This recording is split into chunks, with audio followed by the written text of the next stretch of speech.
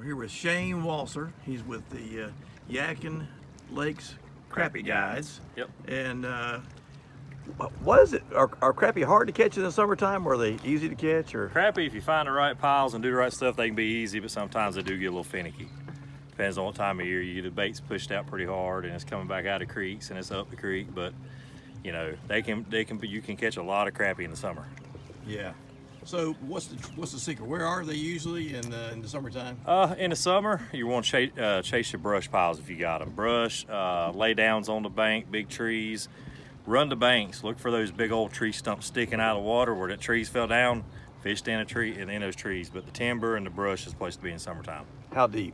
Yeah, it can be anywhere from 8 foot, but roughly if I'm fishing brush in the summertime, I'm focusing on 18, 20 foot of water. And what do you like to catch them on?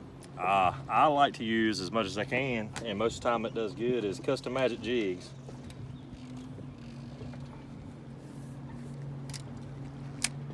Charlie with custom magic jigs.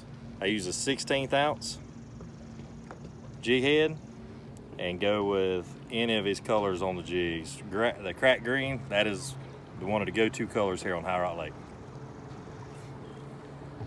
And so now, but you said occasionally you have to use a minnow. Yeah, sometimes we got to use minnows. So when we get to it, sometimes these fish they don't want to touch a jig and they get a little finicky. So we'll switch up to a minnow rig.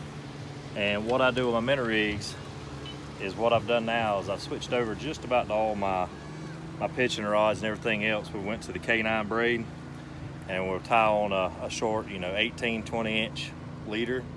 And on my pitching rods, it's a pretty simple rig here. You just got a 1/4 ounce egg weight. We got a bobber stop, a 6-cent bobber stop here that we can adjust up and down the line without having to put a split shot on and move it.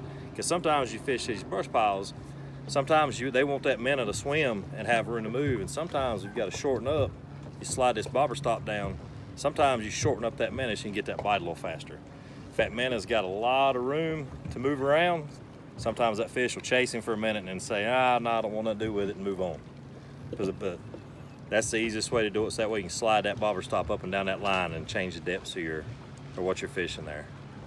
And just plain old, I like running just a number 1 red hook.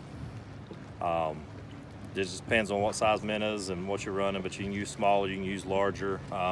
Start getting a lot of short strikes, I say go to a little bit wider gap hook, a little bigger hooks, that way you can try to get that set a little bit better.